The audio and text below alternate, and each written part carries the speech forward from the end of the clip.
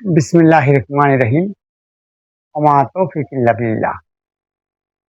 মহান রব্বুল আলামিনের রহমতে মহানলী ওলিয়ে কামেল হযরত মাওলানা মোহাম্মদ মুজাফফর হোসেন রহমতুল্লাহ ওরফে পাগলা মৌলভী সাহেবের ব্যাপারে সংক্ষিপ্ত জীবনী আকারে কয়েকটা কথা বলব। আমার নাম মোহাম্মদ শহীদুল্লাহ। আমার পিতার নাম আব্দুল গফুর পণ্ডিত। গ্রাম অর্জুনচর, ইউনিয়ন চন্দনবাড়ি, উপজেলা মনোহরদী, নরসিংদী। বর্তমানে মনোহরদী পৌরসভার ১ নং ওয়ার্ডের আমি একজন বাসিন্দা। ওলিয়ে কামেল হযরত মাওলানা মোহাম্মদ মুজাফফর হোসেন ওরফে পাগলা মৌলভী সাহেব 1862 খ্রিস্টাব্দের 8ই ফেব্রুয়ারি আসাদনগর গ্রামের এক সম্ভ্রান্ত মুসলিম পরিবারে উনি জন্মগ্রহণ করেন। উনি তালুকদার বংশের সন্তান ছিলেন।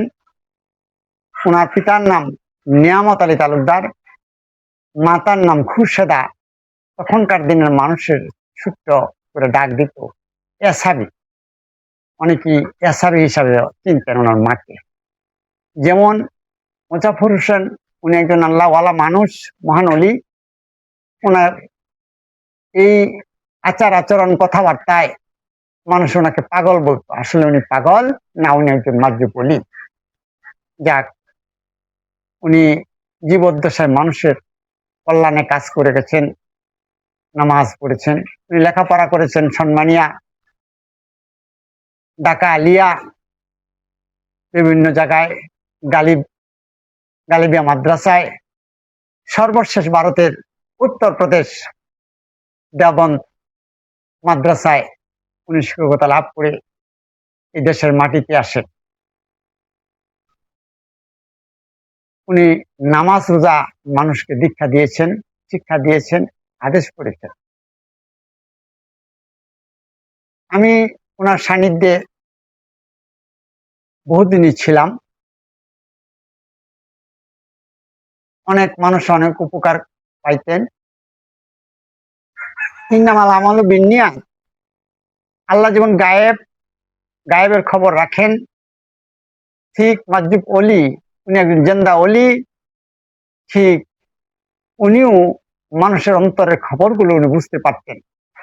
কে কোন নিয়তে কোন জিনিস, ফল, খানা, কাপড়, জিনিসপত্র, আসবাবপত্র ইত্যাদি দিলে উনি পূর্ব থেকে বুঝে ফেলতেন যে এটা গ্রহণযোগ্য আর এটা গ্রহণযোগ্য না, এটা হালাল না, এটা হারাম, এটা গ্রহণযোগ্য না। এই ব্যাপারে উনি ওয়াকিবহাল ছিলেন। আমার নাম মোসাম্মদ শাফি আক্তার। আরো আগে আসছি আমি 92 থেকে আমি রোজায় যাই। উদ্দেশ্য মানে আমি, আমার ঘরে সন্তান হইতো না, আমি উনির কাছে যাইতাম যে সন্তান হওয়ার জন্য। যাওয়ার পরে ইনশাল্লাহ আল্লাহ রহমত করছে উনির উসিলায়। তখন থেকে আমার অনেক ভালো লাগে, উনিরে অনেক ভালো লাগে। পর থেকে আমি এই এত বছর ধরে যাইতেছি এখানে, আর বাসুরি কুরুজ প্রতি বছরই করতেছি। আমার নাম মোসাম্মদ রাশিদ আক্তার, বাড়ি সেবা চরদুলখা। আমি সবসময় আসি। 1986-তে আমার ছেলে গর্ভে ছিল 2 মাসের। তখন আমাকে হুজুর স্বপ্নে দেখালো যে আমার ডান পাউডার একটু টিপে দেও না। আমি বলছি যে আমি বেগানা পুরুষের পা টিপবো না। তারপর থেকে আমি ওনার এখানে আসলাম। আমার শাশুড়ি বললো, ওনার এখানে আসছি। আসার পরে দেখে উনি আবার উপরের দিকে তাকা বলতেছে, হুজুর ওই মহিলা তো বলছে বেগানা পুরুষের পা টিপবে না। আমি এখন পর্যন্ত আমি ওনার এখানে আসি। উনি মাঝে মাঝে আমার সাথে সাক্ষাৎ হয়, আমি এই নিয়ে বিশ্বাসে নিয়ে আছি। যাক, উনি বিভিন্ন স্কুল, কলেজ, মক্তব, মাদ্রাসায়, রাস্তাঘাটে জীবন যাপন করছেন। অর্জুনচর ঈদগাহ মাঠে উনি রয়েছেন, সেখানে অনেক মুজিজার কথা আছে। বিভিন্ন জায়গার বিভিন্ন মুজিজা কথা, এই কেরামতের কথাগুলো আমি ওনার জীবদ্দশায় আমি একটা জীবনী লিখেছিলাম। এই জীবনীটাও আমি মানুষের কল্যাণে দিয়েছি। এই জীবনীটা পড়লে ওনার সম্পূর্ণ বিস্তারিত তথ্য আপনারা পাবেন। আমার নাম আতামিয়া। আমি বাবরচির দায়িত্বে আছি। আমরা 2টা অনুষ্ঠান করি বছরে, মৃত্যুবাসী আর বাৎসরিকটা। মানুষ করে হাজার, অনেক প্রচুর মানুষ, অগুন্তি মানুষকে খাওয়াই। প্রথম দিন পাক করি 20-25টা। তারপরে দ্বিতীয় দিন রবিবারে 30-35 টাকা করে লাই। অর্থটা এটা মানুষ দর্শতে দিতেছে, করতে যাই এটা আমরা বলার কাউকে চাইও না, তবে আমরা করে আইয়ে এটা অর্থ। আপনি কি এখানে কোনো দায়িত্ব আছেন না এমনি ভালোবাসা আছে? বাবুর্চির লাগে থাকি, সহযোগিতা করেন না? সহযোগিতা করি কতদিন যাবত করেন? বহুদিন ধরে। মানে আমি তো সস্তা, আমি ওই যে গান টান হয় এগুলি শিল্পী যাইনি। মানে এইখানে তো ইসলামিক যে গানগুলো হয়, সঙ্গীত দেওয়া হয়, এগুলি কি করে দেন? এগুলি করি, কারণ হচ্ছে পাগলা মৌলবী হিসাবে উনার আগে থেকে করতে, আমরাও এখন এটা করি। ওনার মুজিজা শেষ করা যাবে না। উনি একজন মহান তপস্বী, জ্ঞানের সাগর। আমি ওনার সান্নিধ্য থেকে, ওনার অনুমতিক্রমে এই জীবনটা লিখতে সক্ষম হয়েছি। মনোহরদীতে বসবাস করি, এখানে বাসা বাড়ি আছে। আমি এই দরবারের সাথে সম্পর্ক বিগত 10-12 বছরই। তো এখানে দায়িত্ব নিচে আছে 7 বছর প্রায় চলছে। এই 7 বছরের পর্যন্ত এখানে কাজ করতেছি। মোটামুটি এই দরবার সম্পর্কে আমার যতটুকু ধারণা বা যতটুকু আমি পেয়েছি, উনি একজন মহাওলি, সত্যওলি, তাতে কোনো সন্দেহ নেই। এই কারণে এখানে আসা এবং যাওয়া। আর ওনাকে জীবদ্দশা আমার জীবনে একবারই আমি পেয়েছি, হয়তো ছাত্র জীবনে পেয়েছিলাম। উনি আমাকে যাহা দিয়ে গেছেন আজকে বিগত 30 বছর পরে সেটাকে প্রতিফলন করছে, যার কারণে এখানে আমার আশা। দিতেছে আজানের পরে আমি রফির আইছি, আমার দাদার নাকি বলায়াম মৌলী সাহেব বলে। মৌলী সাহেব বলে আওয়ার পরে মৌলী সাহেব যখন ডাক দিছি, দাদা ডাক দেওয়া আর উনি বয়াতে খালি উঠছে, কেটা রে কাজলে আইসস রে? আমি হ দাদা। কে আইসস?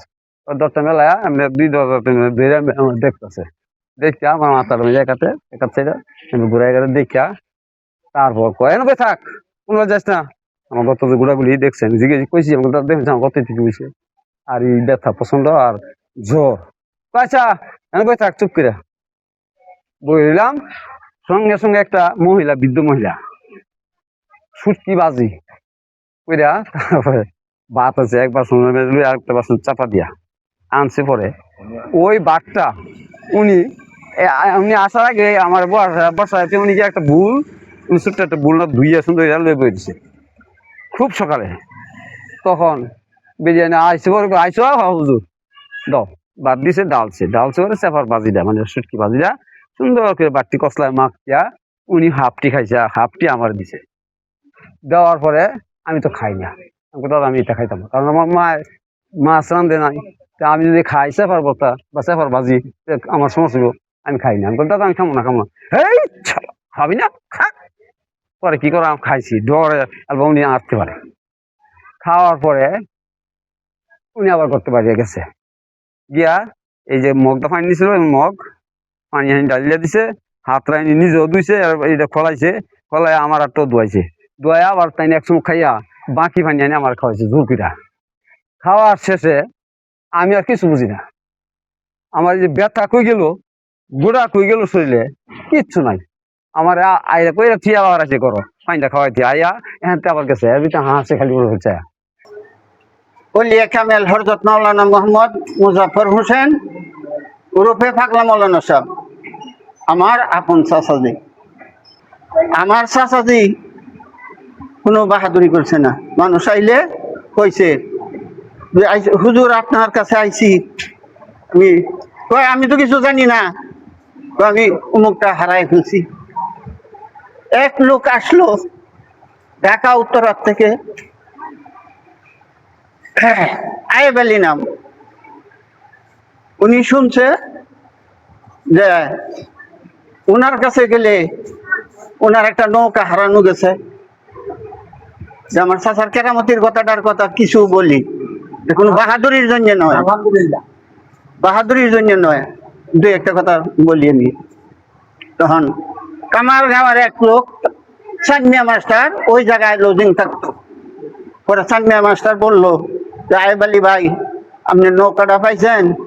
কয় না পাইছি না। তো কয় আমাদের এলাকায় একজন পাগলা মৌলানা সাহেব আছে, উনি যদি ইচ্ছা করে তাইলে আপনার নৌকাটা বের করে দিতে পারবো ইনশাল্লাহ। কয় আমি কেমনে যাই, আমি তো জীবনে কোনোদিন যাই নাই, এই এলাকা চিনি না।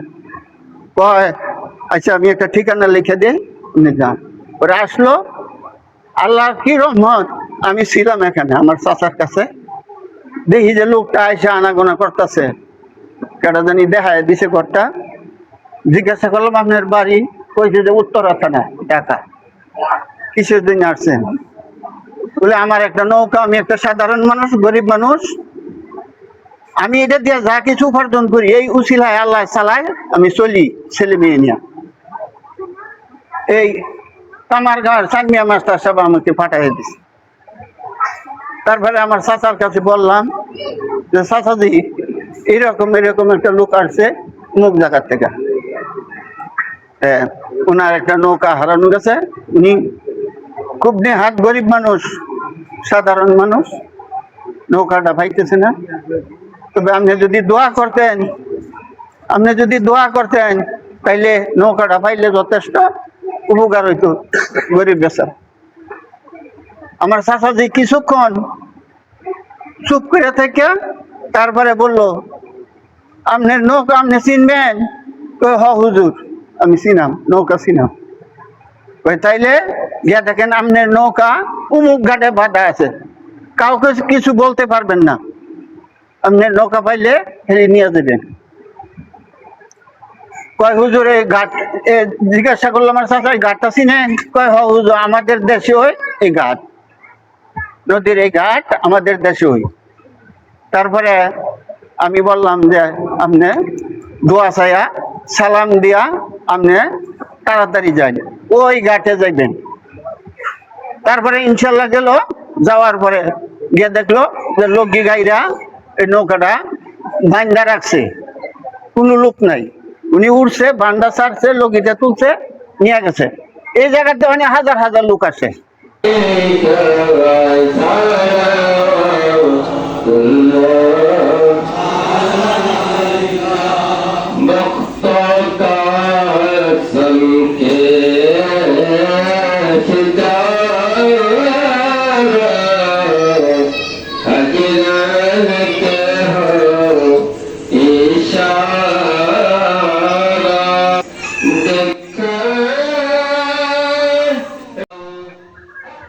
উনি 1884 সালে এই বাৎসরিক মাহফিল করার অনুমতি দিয়েছেন। তখন মনোহরদী থানার ওসি ছিলেন সিরাজুল ইসলাম, পুলিশ সুপার ছিলেন খুরশেদ আলম, থানা নির্বাহী অফিসার ছিলেন মেজবুল আলম, ডাক্তার রুস্তম আলী উপজেলা স্বাস্থ্য কমপ্লেক্সের, এবং ছিলেন নিকটের চেয়ারম্যান নুরুল ইসলাম তালুকদার। এই কমিটি উনি ফুজুর নিজে করে গেছেন।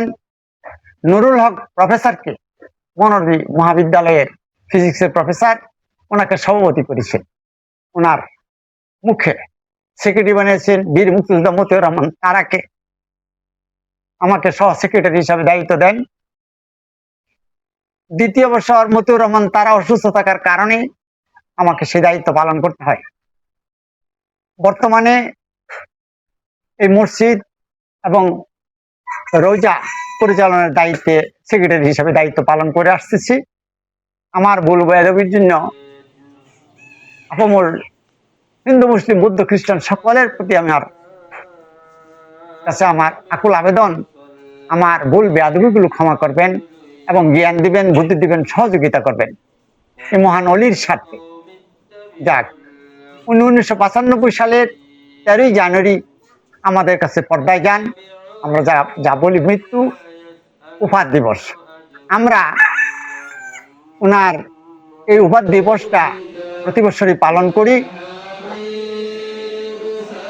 এই ফেব্রুয়ারি মাসে গেছে 43তম ওনার পুরুষ মাহফিল, বার্ষিক পুরুষ মাহফিল, প্রথম থেকে অদ্যাবধি পর্যন্ত আমি ওনার মাহফিলটার মধ্যে সম্পৃক্ত আছি। অনেকে বলতেন উনি নামাজের ঘাটতি আছে, না, মুজিজার মধ্যে দেখা গেল সর্বশেষ উফাতের মধ্যে জানাজার পূর্ব মুহূর্তে আসরের পূর্বক্ষণে ওনার জানাজার সময় হলো, আর সময় ঘনিয়ে ঘনিয়ে কাটার শেষ প্রান্তে যখন গেল তখন দেখা গেল যে নামাজ আদায় না করে ওনার জানাজা করা যাবে না। তাই সবাই লাখ লাখ মানুষ সেজদায় লুটিয়ে পড়বো আল্লাহর সান্নিধ্যে নামাজ আদায়ের জন্য। মানুষ সবাই নামাজ প্রথম আদায় করলো এবং পরে ওনার জানাজা করা হলো। এইখানে উনি প্রমাণ করে গেছেন যে কোনো বেনামাজি আমার জানাজা বলতে পারবে না। যাক, আমার বলার কিছুই নাই। আমার জন্য আপনারা দোয়া করবেন। আমি নগণ্য মানুষ, আমি আপনাদের জন্য দোয়া করব ততদিন আপনারা বাঁচছেন। কিন্তু মুসলিম অনেকেই আছেন, মহান অলিও ব্যথাভেদ ছিলেন না ওনার কাছে। হ্যাঁ, আমাকে ক্ষমা করে দিবেন, আমি আপনাদের জন্য দোয়া করি। আসসালামু আলাইকুম ওয়া রাহমাতুল্লাহি ওয়া বারাকাতুহু।